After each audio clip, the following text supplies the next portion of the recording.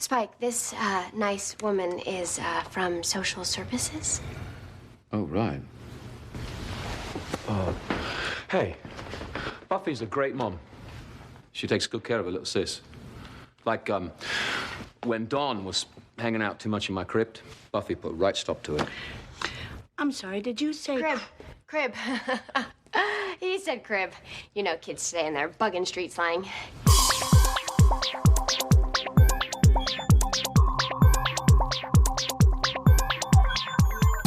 Hello and welcome to episode 112 of Revisiting Sunnydale. I am Camila.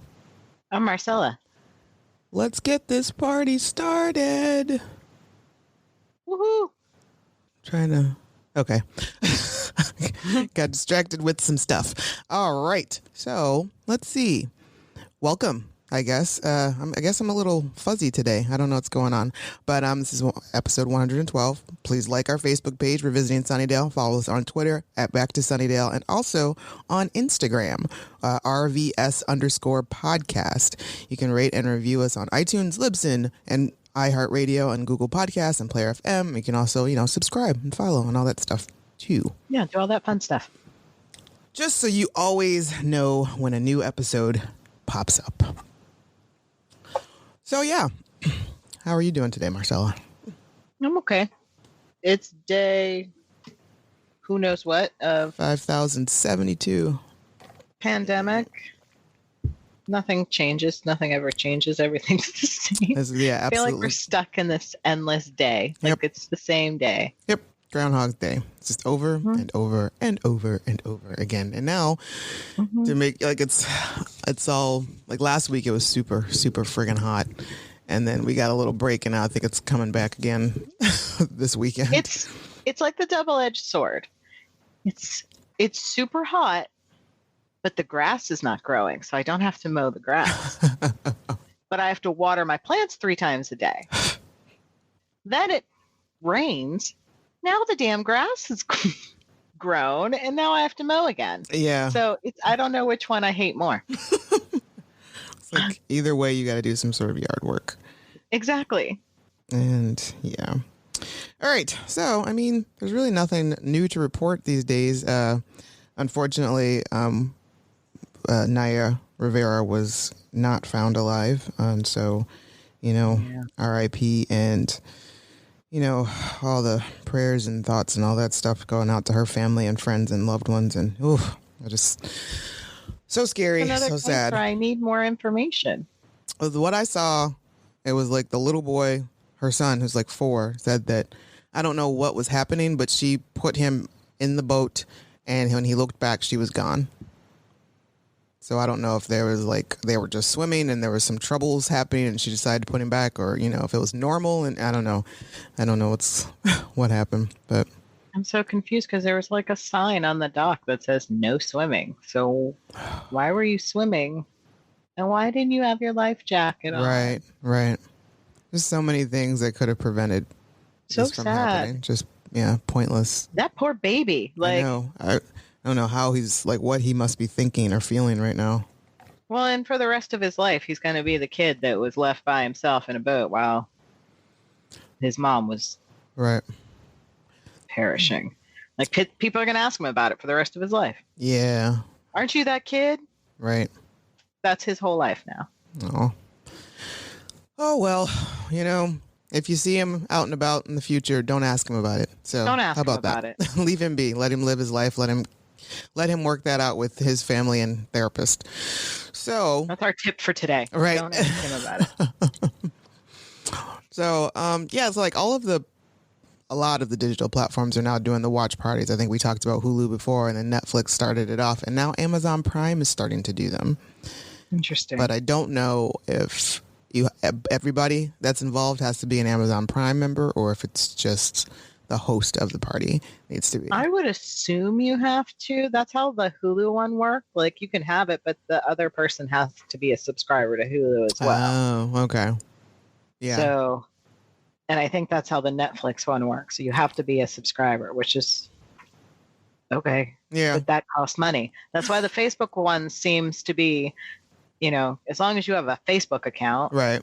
Yeah, you don't have You to. can watch them. Yeah, got it. Have you tried any of these? No, because no. I just don't like watching stuff like on my laptop. So Yeah, me neither. that's what's getting me. Like if we could figure out how to get it on the television, then without me having to do Chromecast or whatever. Right? Which that's probably I'm looking for easy buttons, people. Right. You're adding layers of complexity that I don't want. I don't want to have to pull out the laptop, find somewhere to set it, and it's just too much. Like I just just want to sit on my couch and watch In TV. the land of me not doing very much because of pandemic, I want to do this even less. Right. Yeah. Like I'm getting lazier and lazier as the days go by. It's just becoming ridiculous. I asked myself the other day, it's 6:00. Why are you laying flat on the couch? Not like propped up with your feet up, laying down flat on your back at 6:00. Well, get up. And do what? And I had to actually yell at myself to get up. And what did you do? I got up. And did what? And I sat up. No, I just sat up instead. Like, I don't need to be laying down That's at 6:00. Because that's how you fall asleep by 7. right. And then you're And awake. Sugar doesn't help. She's just like, oh, this is great. We're yeah, snuggling. let's do this. Yeah. So you're asleep by 7 and awake at like 4 a.m. So I'm trying to at least just sit up on the couch, like in a seated position. Yeah. I don't know, man. I guess it's kind of a good thing that we have a baby during this pandemic or a toddler, because Lord have mercy. Like otherwise I would be like so stagnant. Under normal circumstances, I would probably like be on the couch 24/7. Like just You're getting in up. that sweet spot too, where like she needs you for everything, Yes. Because I'm sure there are other parents who are trapped in their house with their children as well, but they're not quite as happy about it. But yeah, like she needs to but it's just we're always on the move. Like everything is just I'm just always there's never a time that I can just only until like when she's asleep. That's it. That's the only time that I can breathe, because otherwise I'm like, damn what? it, child, sit down. Right, exactly. It's just always go. Got to touch this. Got to move that. Got to do this. Got to do that. I think I want something to eat. No, I don't want anything to eat. Hey, you want to put me in your lap? No, I don't want to be here. Okay, I'm going to pet the dogs. Oh my God, that's too much. It's just So, Like, who taught you to walk? Why did we teach you to walk? Now you're running and I'm tired. yeah, so tired. So tired. There was one day where we all looked out where Dan and I and the baby were just kind of laying on the floor, and she laid there with us for about 15 minutes, and it was glorious as we watched TV. Hi. So speaking of TV, season 6, episode 11, Gone. Original air date January 8th, 2002. Written and directed by David Fury. The geek trio has built an invisibility ray and used it on Buffy. I guess the only the guest stars are Danny Strong, Adam Bush, and Tom Lankus, Jonathan Warren, and Andrew. Our regular cast of characters. Yeah, I know. I forgot to point out the lady who plays the social worker. I don't know her name, but I know she's been in a lot of things in the past. Oh yeah, she looks like Edith Bunker, but she's not. She's not Edith Bunker, but she could be her sister. Right. So we start off this episode with Buffy and Willow and Dawn are cleaning house. Buffy's trying to get rid of all of the magic paraphernalia. And when she said that it's a magic clearance, that's when I just got the word clearance. Like, oh. I get it. We're clearing it out, which is why it's on sale. So yeah, so she's like moving out everything, and Dawn's a little miffed by it because it's all of her little favorite things and trinkets and stuff are being gone. She's being real obnoxious. Yeah, not very supportive. Like she's really just thinking about herself right now about the whole thing. And Buffy she starts talking about temptation and blah blah blah, but then she's also she's talking about Willow, but she's also thinking about herself and her plight with Spike. Because she has found Spike's lighter in the couch. Which I am so confused about it being there in the first place. Like, how long has it been there? When was the last time you were actually hanging out? Right. When was the last time when you were there? watching Dawn, which was episodes ago. Exactly. And he would have missed that lighter a long time ago. It wouldn't have been just now. Like, the only thing, I mean, was he just hanging out having tea last night? Like, that was. Right. Okay. Excuses, buddy. So she has his lighter and she sticks it in her pocket, and they're trying to, like, be very supportive for Willow. And Willow's looking all pitiful off in the corner. Like and sad. she's strung out on meth. Right. That's how Willow's looking. Like, she seriously needs some, I don't know what. Right. And we take to the trio, who have made an invisibility gun, as we mentioned in the description of this episode. And they're getting ready to test it out. They are testing it out. And the boys are super stoked and very excited about all of the awesome things that they're going to do with it. And I also forgot to mention Buffy's extremely terrible wig in this episode. Oh, my. Oh, this wig. In that first scene, to be fair, it's not that bad. It's the kitchen scene where it's real. It's like very obvious. It's just like glaring. Like, you what? Already cut your hair. Like, what the hell? What is that on your head? Right. And I believe the story goes something like she was tired of having long hair. Was her hair even as long as this wig in the last episode? I don't think so. Because it seems like this is about a good 5 inches more than what her hair was initially anyway. But yeah. So she was just like, Sarah was just sick of having long hair and just cut it. She just cut it. But they worked it into the storyline, but they had to have her wear that wig because she had already cut it. Right. And I don't know if you couldn't just let them cut it on screen, because now even the hair cutting scene is really awkward. Yeah. Like, I don't know why it needed to be such dramatic haircut change. You know, like, why couldn't Buffy have just been like, hey, I'm going to go get my haircut today? Right. Just decided, like, why does it have to be so dramatic? Because we take a turn. It gets real drama-like. Because, you know, does. Yeah, it's the morning, and Buffy is trying to get Dawn ready for school. Dawn is really in a snit. Her arm is in a sling. Understandably, she's got an attitude problem, but it should be more so with... I guess Buffy deserves it, too. They both do. Yeah. Because Buffy was all trapped up in her world and stuff, and not really... Again, they both left Dawn home overnight. Didn't bother to check on her. Susan Rattan, that's her name. The social worker. Okay. Susan Rattan from LA Law. Oh, yeah. All right. Okay. And can people stop wasting breakfast foods in this house? Oh, my God. Like, Will is trying to make it... I need breakfast. I'm so sick of... This omelet looks so good. Right? There's such thing as Tupperware. Like, no one's going to eat it right now. Wrap it up, and that bitch will be a delightful lunch later. Why are y'all just tossing food? And in the sink. That's what always gets me, too. Like, when you toss food in the sink, like full food like that, that's not okay. I hope they have a garbage disposal. Even so, they can't afford to be just, like, throwing all sorts of stuff in that garbage disposal. But for whatever reason, Spike has decided that he's going to come by in the daytime, because he's looking extra sexy. That's why he got up that morning. Right, he got up that morning and was like, you know what? I can't waste this in this crib all day. But why is he even awake? Let's talk about vampires in the Whedonverse. Right. When do they just sleep normal? They should be awake at night. So right. Shouldn't he be sleeping during the day? Right. Because I'm assuming, like, Dawn's on her way to school. I'm assuming it's got to be like 8 o'clock, 9 a.m. at the latest. And he's, why? Why are you up? Are you just never sleep ever? Just up all the damn time? The Twilight vampires don't sleep. And that's fine. But they actually made a statement. He tells her that very early on, that they don't sleep. They don't need it. Okay, cool. Got it. Moving on. Can we get that here? Yeah. Otherwise, I'm always wondering. Right. And it also seems like, my God, your existence is endless. Like, not only like are you living forever, but damn, you don't even get like breaks throughout to separate your days. Can you at least pretend that you're sleeping? Right. So you're just real quiet, literally just like roaming around 24/7. It's exhausting. So Willow is like, I've had enough. I'm going upstairs once Spike gets there. And she's like, no, Buffy's like, no, please don't leave me alone. Crap.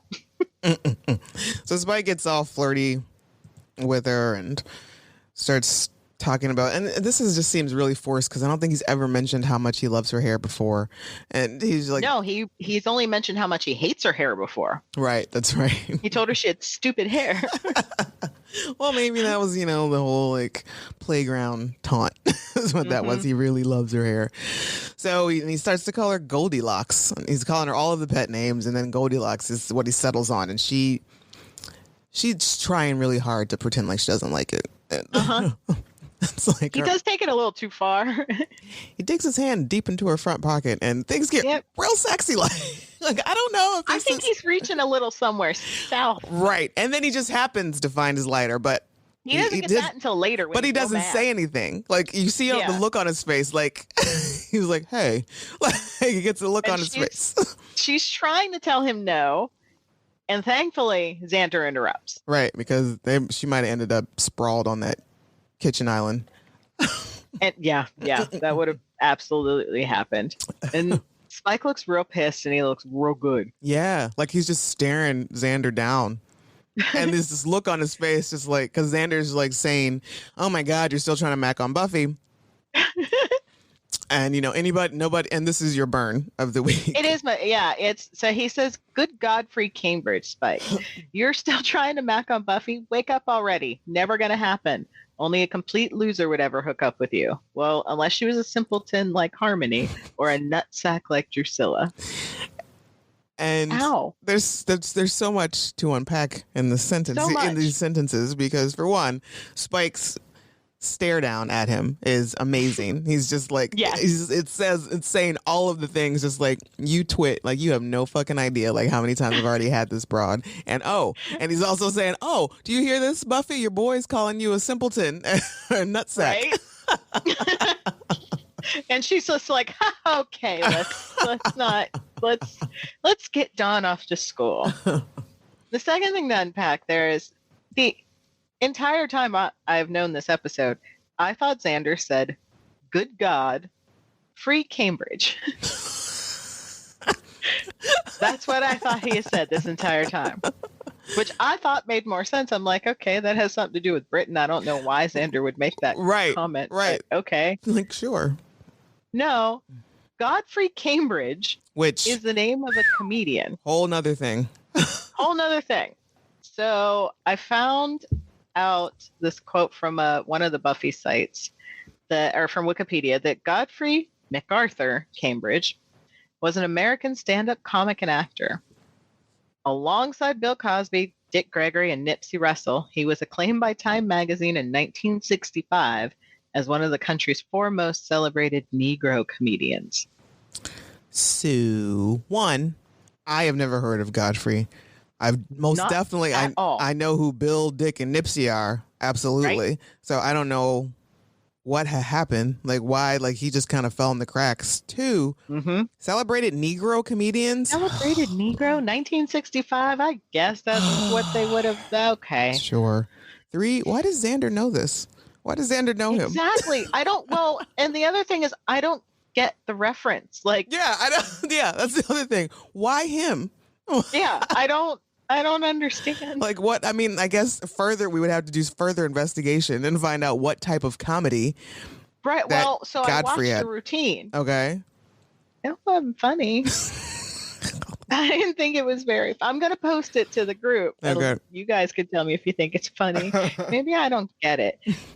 One thing I do get is that Wesley Snipes needs to get on playing Godfrey Cambridge in a movie because he looks just like him. Really? Wow. Yeah. Apparently he was a very big man and then lost a lot of weight. Oh. I didn't realize that Nipsey Russell was actually a comedian. I knew he was an actor. Yeah, I just knew he was the Tin Man. Yeah, the Tin Man and the Wiz. Yeah, you're right. He does. On a list of worst musical numbers. I'm sorry. You shut your mouth. How dare you? How dare you? Slide some oil. Worst. What? Oh, please. What? Please. Just barely singing. What? Okay, it looks like Godfrey died in 1976. Wow. So I was very young.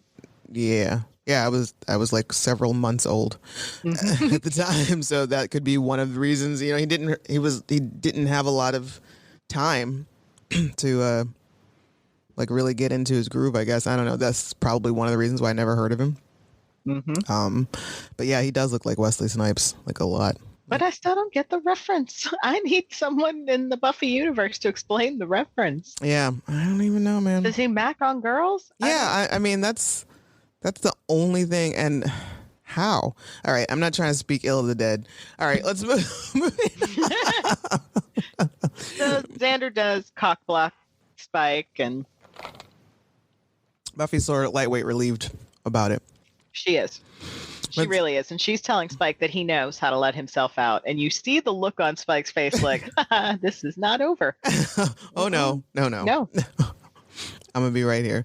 So Buffy tries to hustle Dawn and Xander out the door to get Dawn to school. Dawn still is all snotty and with a real other attitude. And ill-timed spaz. Ill-timed. As soon as Buffy's opened the door, Buffy's like, make sure you're home on time. And Dawn's like, hey, yeah, maybe if we have time later, you can get me into another car accident. And hey, there's a social worker on the other side of the door. Hi. Mm-hmm. It was like, we had an appointment. Buffy's like, yeah, for Thursday or for Wednesday or something. And she's like, it is Wednesday. Huh. Okay. Well, let me in my sheer shirt. What's with the sheer shirt? Right. Why is Buffy dressed like a fan at a rock concert? Right. Buffy, were you going to mom? Were you going to see the 45-year-old mom going to a Bon Jovi concert? Right. Did you have other plans this morning? I don't know. And so she gets Dawn out the door. The social worker comes in, and guess who's sitting in the living room? And he wants to talk. Buffy. With his big dick energy. Just sprawled out on the couch. Buffy, we need to talk. And old girl mistakes him for her boyfriend. Buffy's like, oh, no. It's not my boyfriend. She thinks it's quite comical. And even Spike, he has a look on his face like, okay, just you wait. Not yet. And then Buffy explains to Spike how she is, who this woman is. And he's like, oh, he tries to put in a good word, calling Buffy a good mom. And then starts to unravel it. Like it all starts to go bad really quickly. This Dawn whole was hanging out too much in my crib. Right. And this crypt. In my crypt. Yes, and Buffy tries to change it to crib because kid slang and yada yada. This whole meeting, like this woman is in this house for like maybe 5-7 minutes, and the whole thing is like a Three's Company episode because Buffy just keeps saying and doing all of the wrong things. Magic weeds hanging out on the table. Right. It's sage, but right. Seriously, for whatever reason, Buffy gets flustered and calls it magic weed. Right. And when Spike is leaving, he's like, "Oh yeah, give me my blanket." And the social worker's like, "Oh, does he sleep here?" And Buffy says that it's a security blanket. That is weird. You know what a better thing would have been? Weirder, right? Like, so you just let weirdo grown men in this house that need a security blanket? So the better thing would have been like, oh, we went on a picnic yesterday and used the blanket for that. It's his. He's taking it back home. Mm-hmm. Or he's donating a blanket that I borrowed. Right. Whatever. Anything. And then she says, nobody else lives in the house. And immediately Willow is like, I'm going to go lay down. Which I don't understand. Why would she be like, no, it's just me and Dawn? Right. Why did you have to lie about that? You went to lay down like 20 minutes ago. Right. What have you been doing? Were you taking a shit? And if so, you already announced that you were going to lay down 20 minutes ago. Why do we need to reiterate? It's like, got it. I'm not your fucking warden. Like, right. Now I got to explain that I just lied to the social worker. I forgot about Willow because she's out of mind, out of sight. Could this be going worse? Would you like some coffee? Oh, a vampire broke in. That would be worse. Right. So the social worker has had enough. She's seen enough, and she's ready to pull the plug. She tells Buffy, like, "Look, this is bullshit. I don't see this as a very safe and thriving environment for Dawn. You're on probation. Her grades are slipping. You don't have a job. Like, I don't think this is gonna work out with you having guardianship in. So I'm going to recommend that we snatch it away from you." So I guess, I don't know, Dawn was going to go into the system. Does that mean that 100%, can we say 100% now, that Hank was just like, fuck you both? It has to be, because there was zero mention of saying anything like she should have said something like, we'll strip you of your guardianship and she'll have to go live with your dad. Like, Right. that would have made sense to me. Or just give me something. But so he'll be stripped of guardianship. And then what? And then what? And go where? Right. Like, I get that Buffy's of age and Hank doesn't have to care about her, Right. but he believes that Dawn is his child, unless they called him and were like, guess what? Dawn's not your kid. You're off the hook. She's this magical key thing. And he was like, enough said. Bye. But can you just tell me either way? Yeah, I would like some explanation. So the king of inappropriate timing returns. And he's like, oh, it didn't go well, huh? And she's just like, God, why are you still here? Why are you being so annoying? Read a room. And he gets real flustered and pissy and extremely. He wants his lighter back. Apparently, this lighter means a lot to him. How this? and things get. Ooh, just like a little shivery. It's like, ooh. They get a certain kind of way. It's like I'm feeling some kind of way about what's happening right now. He gets a little bit angry. I never thought that this is how I should have asked to do the picture. Did he Right. just slam me up against that wall right there? Right. It's cool. So yeah, he kind of rushes her up against the door and then digs his hand into her front pocket. Whew, real deep, like and without breaking After a while, eye. he was digging a little too long. Right. Without Those pockets aren't that deep. no, and without breaking eye contact the whole time. Gets his ladder and storms off. And she's mad. She's got a She little- now has blue balls. Blue lady balls. That's twice that man. Sister. It's twice that man has dug in her pocket in the last 30 minutes. Uh-huh. She's going to get stripped of her guardianship. Giles is gone. And oh yeah, they brought her back from heaven. She's still dealing with all this crap all Right. at once. She's not in a good And place. she just, for whatever reason, decides to go all Felicity. And cuts all her hair off. Because he made another comment about her hair before he left. Yeah, I think he called her Goldilocks again. Mm-hmm. Which So she just wants to get rid of this hair that he likes so much. it's still blonde and it's still there. So I don't know. What? Yeah, he can still call you Goldilocks.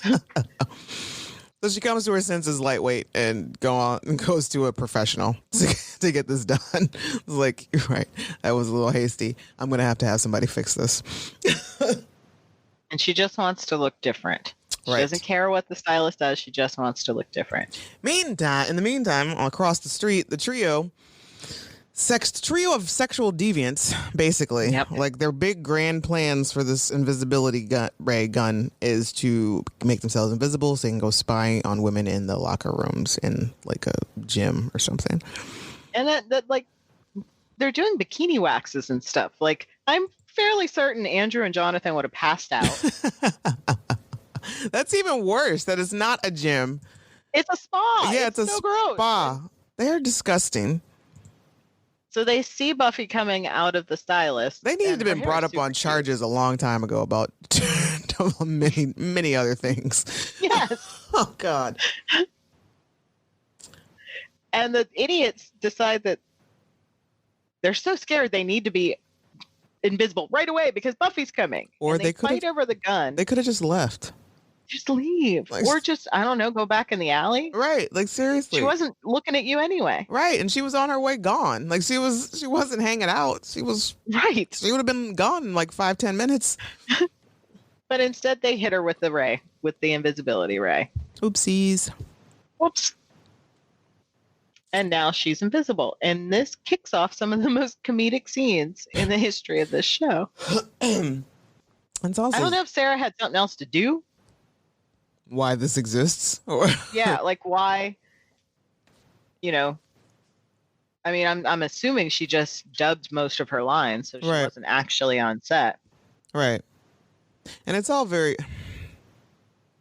I don't know. It's the way that her lines are delivered. They're kind of a little bit off. Mm-hmm. Like she wasn't bouncing them off anybody. Right. So invisible Buffy gets to the magic box and Xander and Anya are a little freaked out But then Anya is more concerned about the fact that Buffy cut her hair. She needs to know about it right away.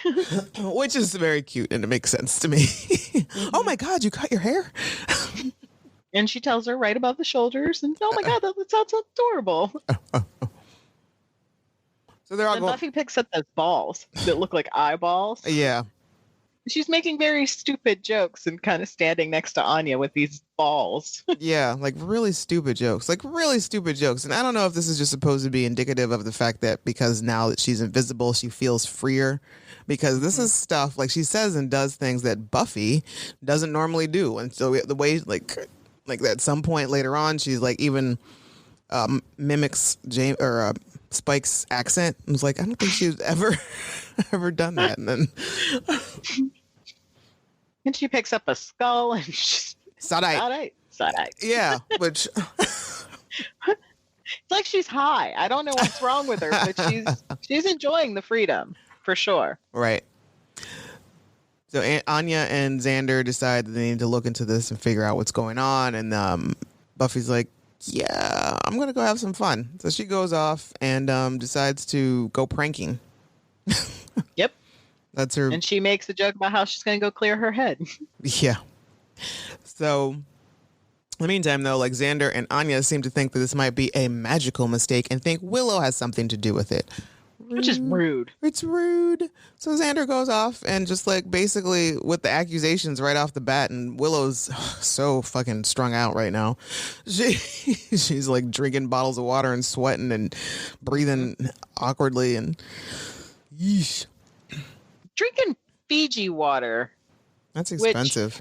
That shit's expensive. Yeah, it is, especially back not then. Paying bills in this house. You better get some of that Fiji tap water. Right? So she's trying to do research old school style, and Xander is just being kind of a dick. Yeah. And he just keeps going on and on about how relapse is part of recovery, which it may have been a little too close to home. But then like We're just going to let that lie. We're just going to leave that marinate. And I like that Willow's just like, what are you talking about? right, what are you saying to me right now? What are these words? And then finally he gets it that she had nothing to do with it and believes her, and he tells her what happened, but Buffy is invisible and she decides to take off. Well, he does a Xander and says, rhymes with blinvisible. Which why was that necessary? Just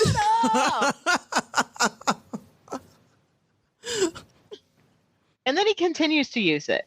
right. It's not clever. It's not funny. It's not needed. It's dumb. It's not needed. But of course, Willow gets, she rightfully so gets a little mad that people are just assuming. Right. And she's like, well, if they're going to assume anyway, then I might as well just go on and jump off the wagon, be done with it. Yep. Be done. And you can kind of see it in Xander's face. It's kind of like, oh, wait. That's not what I meant. So sorry. No. Sorry. Shit. My bad. I did Read wrong. a room. Again, read a room. Right. Why can't anyone in this town read a room? Like, why couldn't he just come in and ask a question? Hey, did you know Buffy's invisible? Right. Blinvisible. Now the nerds are trying to fix the gun because the two idiots, Jonathan and Andrew, while they were tussling over it, broke it. Yep. And it turns out that Buffy got zapped with a lot. A lot of radiation. A lot. And they're freaking out and they're starting to panic because they don't know if she's in the room with them or not. How would she? She didn't even know it was them. Right. And that's what they realized. They're like, oh yeah, duh. But also, though, I mean, it is a good assumption. Like, she gets hit with this ray. She's invisible. Did it knock her out for a moment? And so they were gone when she came to? Or, Right. I mean, because they weren't that far away from her. You would think she gets hit. She looks to see, what the fuck was that?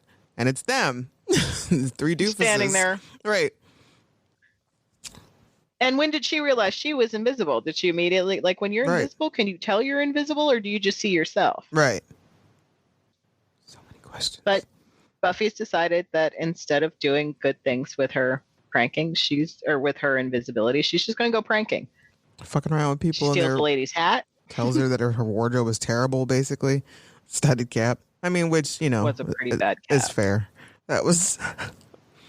It was a bad cap. Yeah. She stole that meter maid's car. And she's like, so long, copper. This is stuff that I'm talking about. Like this. She's just being real extra. Yeah, it's really weird. But then she takes the meter maid's cart and goes off to visit Doris, the social worker, Yep. which, call me petty, but I feel like this is probably the best use of her invisibility that she decided to use. Well, that lady was being real judgy the second she walked in her door. Yeah, she was barely there for 5 minutes, honestly. Mm-hmm. She didn't get a chance to sit down and talk to anybody. And wouldn't you think that she'd want to meet with Dawn as well? Right. Now, of course, Dawn was being a supreme ass when she first opened that door, but Right. still, you would need to talk to Dawn. You need to talk to Buffy. You need to talk to Willow. Mm-hmm. You need to talk to the school. You need to talk to, well, Buffy doesn't have a job. Willow doesn't have a job. Yeah, I don't know what you're going to do as far as references. Guess who probably should have stuck around? Right. Mr. Giles. Mr. Rupert. So yeah, so Buffy is just like fucking with Doris, making her think that she's going crazy with like floating coffee mugs and whispering that she wants to kill everybody. And, and then she goes to like, she steals Dawn's file and puts in it, Doris, was it all work, all play? Like she does the shining thing all on her. work and no play. Make Doris a dull girl. And when Doris hands that folder to her superior, then this is what he sees. And so everybody is thinking that she is snapped. So after she has tortured poor Doris, Buffy decides to visit Spike. And as she's leaving the social services building, she's humming one of the songs from the musical. Oh, really? She's humming Going Through the Motions. Huh. I never noticed that. Me neither. It's an interesting little trivia I found. It's this episode's trivia. Nice. So she goes off to visit old Spike, and there's a whole thing. She enters he's watching TV. She enters his crypt, and he's like, "Oh, great, a ghost, whatever, blah blah blah." But wouldn't he have been able to have smelled her like immediately, like, is her smell gone because she's He has invisible? convenient smelling abilities for her. Right. So this Before we get to Spike, with Buffy and Spike, Xander meets up again with Willow. who is at the crime scene investigating. Old school. Yes, she's got her full-on Nancy Drew. And she has discovered that other things in the alley disappeared as well. She's spray painting the shit out of a dumpster. I think there's a cone that she found. She should be kind of high right now because there's using a lot of spray paint. It's a lot of spray paint. And no mask. Right. And then Xander also bumps into the fire hydrant. Right. And they find a pylon. And then she found some tire treads. So she's doing some investigative work and he's taking the pylon back to the magic box. Which this show is how I learned what those things were called. That they were not called That it was a pylon? cones. Yes. They weren't really cones. They were pylons. Called pylons. So yes. So the scene where Buffy enters Spike's crypt, it's kind of interesting, because James obviously has to play off no one. And there's a really great camera work at the one point where he's trying to figure out what is going on and what is there. And that just kind of like the camera circles around him. And I'm kind of a sucker for those shots. Well, it's the way he does it too. Yeah, the way he stands there and I don't know, lets the camera take him all in. Let's us take him out. Yes. I don't know how they did this, like the part where like she throws him up against the wall and both of his arms go up in the air. It's a very weird scene to have to do by yourself. Yeah. Just snatches his shirt open. She is the queen of mixed signals. Yeah. Like now that you're invisible, it's okay because you can't see yourself doing it. Right. Less shame. Right. So it doesn't make any sense. So all the time that she spends telling him, you're beneath me, you're disgusting, I never have anything to do with you, this was a mistake, and blah, blah, blah. It's not... You, it's because the only reason why you aren't going to be with him is because of the judgment that everybody else is going to place upon you. That's the only reason why she's not letting herself do it. So it's not about the fact that she doesn't want him. It's about the fact that she just doesn't want the judgment. So it's time that you just come to terms with that, Buffy, and leave this poor dude alone. Right. And so intercut with this scene is back at the Magic Box, Xander and Anya are, talking about the wedding and where to seat people. And they've got that pylon on the table. And in one of the most disgusting things I've seen, Xander's hand goes right through it. Yeah, Anya touches it talk first. about how gross it is. Yeah, Anya touches it first. And her reaction... Anya grabs it first. Her reaction is just, ew, Xander. Like, why would you let that happen? Like, it's like putting my hand in pudding. And he does the same thing, and they realize that, okay, so this means that these things are going to break down soon. And so Buffy is in trouble. Which she's not much bigger than that pylon, so she doesn't have much time. Right. Exactly. She probably shouldn't be doing what she's doing right now. Right. And in the meantime... Imagine if Spike had fucked her into goo. No, there's a comic I would have liked to see. In the meantime, the trio, as they're talking about what had happened, and then Warren lets it slip that the ray gun is basically going to kill Buffy. Jonathan is not. He doesn't like this, and neither does Andrew. Andrew doesn't either. Like they're both like we're not killers, and Warren's like, we're villains. He's like, no, we're crime lords. Like that's what we signed up for. We didn't sign up for murder, and so they're not happy about it. And Jonathan kind of stands up to Warren and tells him, we got to fix this. You got to fix it. We go back to Spike's crypt. Xander decides he wants to pop in and ask Spike for help. If that's what he's doing, he asks if he's seen Buffy, but he walks in on Spike and Buffy. Doing stuff, but But clearly, because Buffy's invisible, Xander doesn't realize what he's witnessing. So Spike tells him he's exercising. He kind of stops mid thrust, and Xander's a little perplexed by the exercising. So Spike decides to show him some push-ups that he's doing. Which Xander, come on. Logistically. Like, Xander, come on. You're smarter than this. You know what's happening. But for Buffy, ow. Right. Ow. Right. But, and also I don't know how she didn't just laugh, like, out loud. Right. But again, because she's free, he sits down to have a conversation with Xander, and she starts fucking with him. Like his earlobe is moving. Yeah. She's like nibbling at his ear. And I don't know why Xander can't see that his earlobe is moving. Because Xander, or why the bed's not moving when she crawls up to him. Right, exactly. And, put two and two together, Xander, the only invisible person you know of right now is Buffy. Mm-hmm. But no, Xander's kind of thick and doesn't put two and two together. No.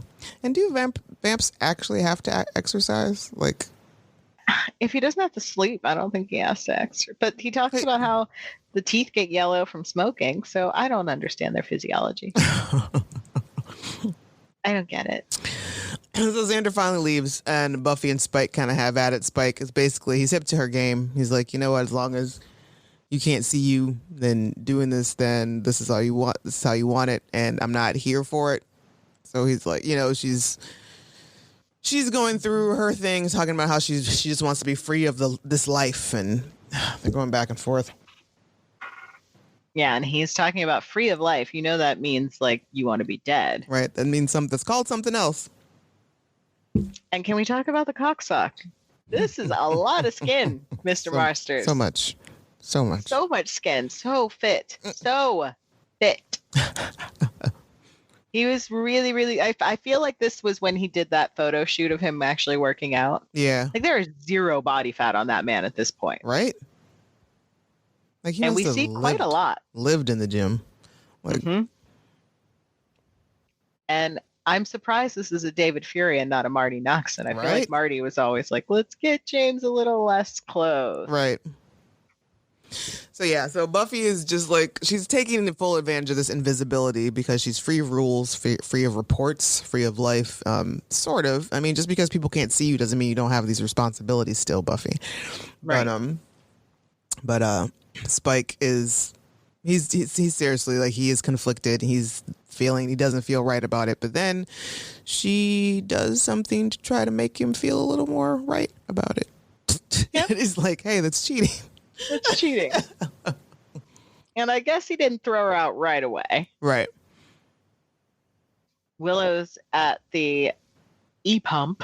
Which I'm not clear on what this is. Is this a coffee shop with a clever name, or is this a internet cafe? I think it's an internet cafe. Because we live in the Stone Ages back then. So she's hacking into the DMV because she found paint chips, which I'm still not sure how we got here. I don't know. She found the paint chips from a van. They knew that Buffy was having this van follow her. Mm-hmm. I don't know. I still don't get what she does. Yeah. How she gets the info from the DMV that she gets. Like how we get. She's tweaking. Well, yeah, like how we get from paint chips to hacking the DMV. But here we are. Okay. So she's like freaking out because, it's taking forever. Which, we've all been there. And so she finally gets the information she needs. Somehow. And she's writing down some addresses. She's going to go check out some places. Right. And Buffy's kicking a can down the street, pissed off that Spike kicked her out. And she bumps into a group of people who are so confused. She's like, I'm walking here. Like, okay, Buffy, what is wrong with you? Calm the hell down. And she comes home, and Dawn comes in, sneaks in, because Dawn was supposed to be home a while ago. Right. And Buffy decides she's going to fuck with her with the pizza box. But she thinks she's having fun. Like, she thinks it's a game. She lets Dawn. She's like, hey, Dawn, look at me. I'm invisible. Hey, look at this. This is kind of cool, right? And Dawn is freaked the fuck out. She's like, no, it's not okay. Read the room. Like, I can't see you. I don't want to talk. Like, why aren't you worried about what's going to happen right now? Why aren't you worried about who did this to you and why? And Buffy finally kind of gets it a little bit. She's starting to understand. And then, like, for the first time ever, we see them use the answering machine. Because I feel like there have been a lot of times where this could have been useful. But Xander has left a message to Buffy that, you're in trouble. You're going to turn into goo, basically, if you don't hurry up and we don't figure this out. And she's like, well, really? So that's the only reaction you're going to have? Yeah. Well, I mean, I guess if you've died twice already, it's just kind of like, I mean. Tuesday. And do you notice that there's a sink full of filthy dishes in that house, in that kitchen? I'm noticing how, like, antiquated that kitchen is, actually. I was just looking at, like, their electric stove. I was thinking, this is California. I'm pretty sure you probably all had gas stoves. Why do you have, like, an electric range? Right. And the oldest answering machine, but it is 2002. But again, it's 2002. But that's, what that is? That's Willow's omelet stuff in the sink. Nobody cleaned it up from this morning. Jerk. Well, I guess Buffy's been kind of busy. And yeah, being invisible. But still, I mean, gross. That answer machine, you're right. Like 2002, it seems a little bit old for 2002. It's just a little. Like, I think we had a magically found her way to the right house. She's found the van, and she's doing some serious trespassing. Is a vehicle with a tarp on it more or less suspicious? More. I can say we have a house up the street that has a van under a tarp in their driveway, and I'm like, that's a murder van. Mm-hmm. That doesn't seem right at all. You got a murder van in your driveway. Yeah, that doesn't seem right. So Willow goes into the house. Sure. It's just open. And she sees all the plans for the invisibility ray. She has found the lair. Which also, here's the thing. She goes into the basement. Like, she doesn't... Like, that's her first place of going, which is exactly where she needs to be, but still, like, wouldn't you have, like... Why didn't you go look in the front door? Yeah, like, tooled around a little bit more and you immediately go to the basement? I mean, you're not using magic right now, so good on you. You found the house. Mm, You got the address. You found the house. You found the van. Now, why don't you go get a piece of mail out of the mailbox, find out who lives there, and get Right. the hell out of there? right. Because you're not using magic. No, and So you can't protect yourself. because she's kind of. It seems like she's more in awe because she sees the invisibility ray plans and everything, and she gets this look, this real geeked out look on her face. So like, old school science nerd Willow shows up and is like, "Oh my god, this is so cool! This is the coolest!" And so she sees the gun and she starts to fuck around with it, but then she's interrupted by the invisible trio Yep. who welcome her as their first hostage. Which I guess Warren has fixed the gun because Jonathan told him to fix it. But when did they realize that she was outside? Right. And when did they turn themselves invisible? Right. Like, yeah. Well, maybe So they because they have snatch her up. well, they have cameras, yeah, all over the place. Yeah. So But we don't know that yet. no, we We saw don't find. no, not those cameras. Like, remember when they first started with when they first show us their lair and everything, and they have like a periscope or something. That's right. They were They're like- spying on his mom planting the azaleas. Yeah, so there's like a camera in the yard or something like that. So maybe they've got some tricked out stuff. I will allow it. I will allow it. as well. So Jonathan gives Buffy a call to tell her that they've got Willow and they need to meet up with her at the arcade. And she hears a little something familiar Yeah. in his voice. and then he's like, "No button. I am no one you know." So cute. So they get to the arcade and Willow is being held by Warren, and Warren is like, "Okay, Slayer, I will go ahead and change you back. No big deal. Hold on, hold right there.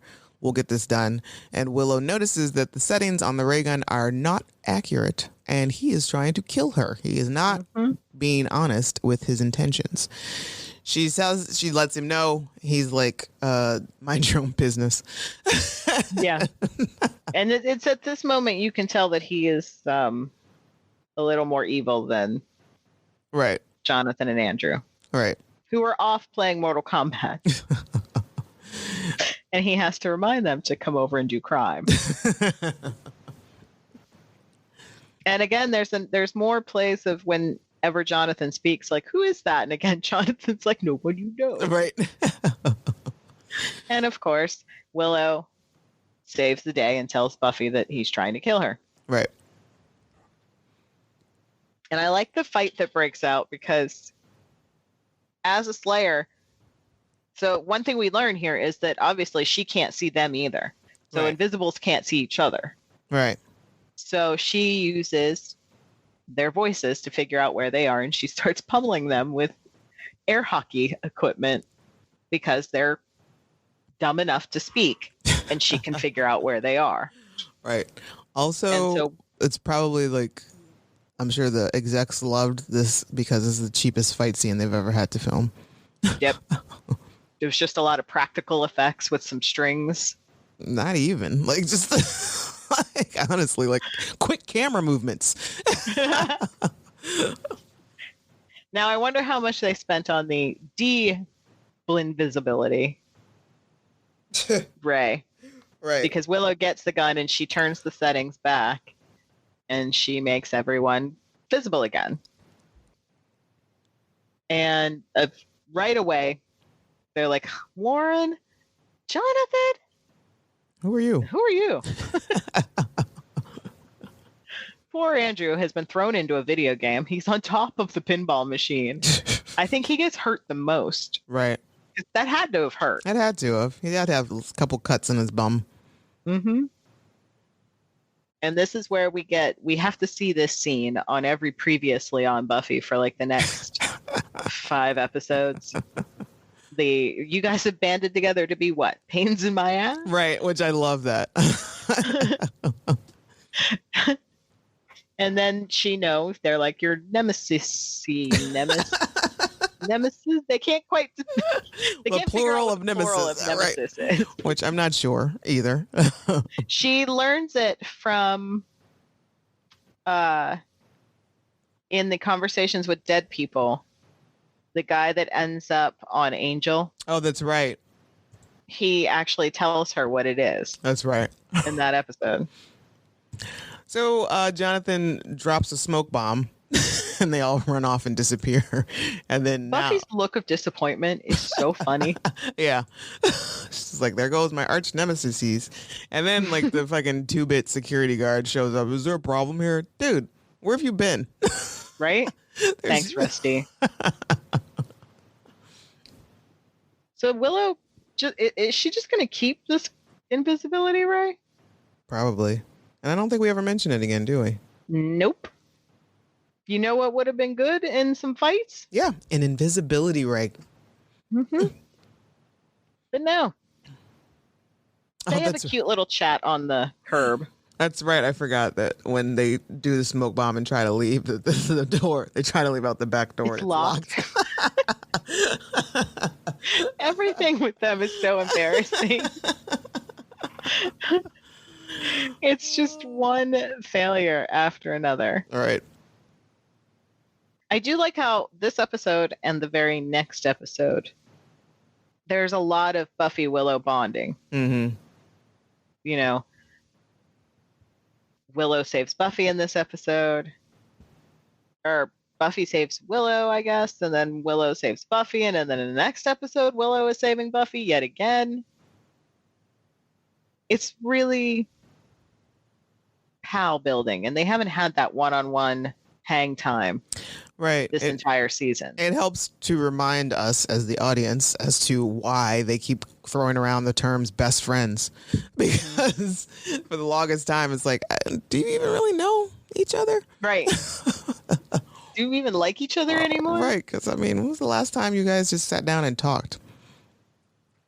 And that's what they do here at the end of the episode. They actually sit on this curb and they have a nice little chat, and they're low-key happy for each other that they've made good first steps. Right. Like made it through the day. And because, you know, they're actually listening to and being able to air out their own problems and struggles for the moment. Like Willow talks about how difficult it was for her to get through this day and like figure all that stuff out without using magic.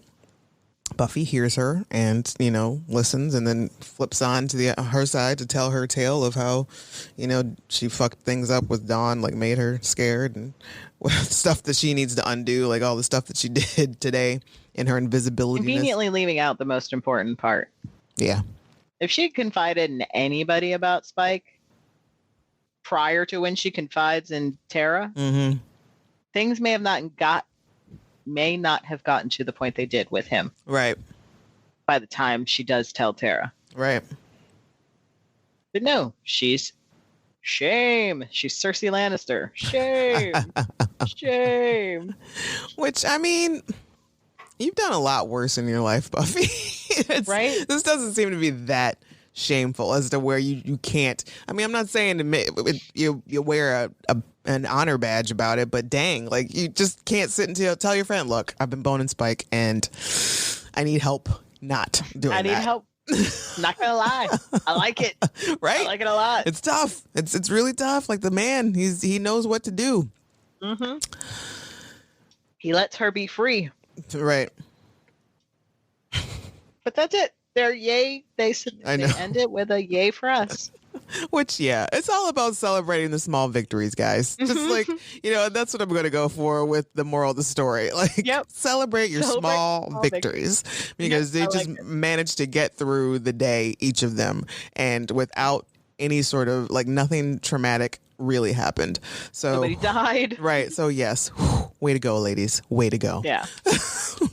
Good for you guys. And we don't have any bodies dropped this week. Nobody died. There's no real violence going on in this episode. Nope. Some tomfoolery. Lots of nakedness, lots of Spike. This would be a 9.5 on the Spike-o-meter. Yeah, geez, Louise. Like, the only extra 0.5, only farther we can go is seeing his actual penis. Right? No song. Was it the Buffy bot that was like, and you should see him naked? I think so. She was right.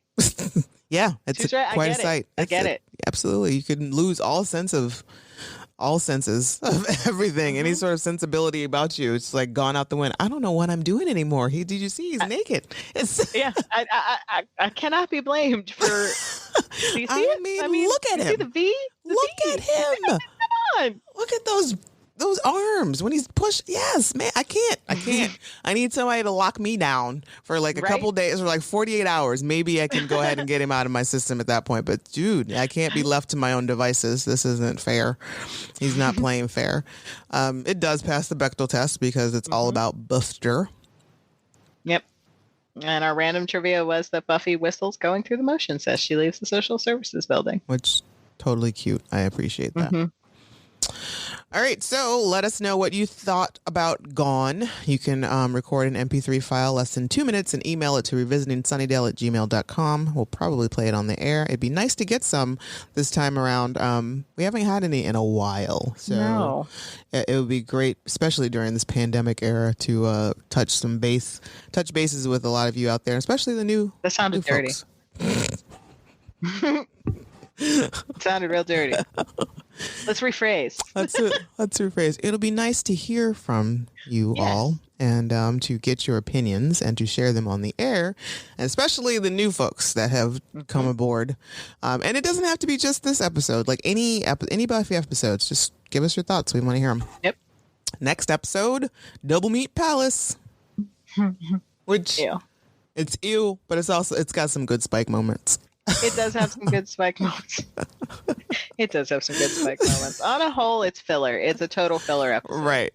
But like the one thing that always sticks out about this episode to me is when he shows up and he's just staring. Just standing there in line, looking so perplexed, so out of place. Contemplating that menu so hard. You don't eat. You don't need to eat. Well, they don't have any blooming onions on the menu, so I don't know. Right. What are you going to get? Probably what he was looking for. Fish nuggets? All right. So again, please and thank you for subscribing, following, and liking us. We're on Twitter at Back to Sunnydale. You can follow me on Twitter, Camila, at @the_rugged angel. Or me, Marcel, at msphere7338. All right, friends, until next time, stay safe, stay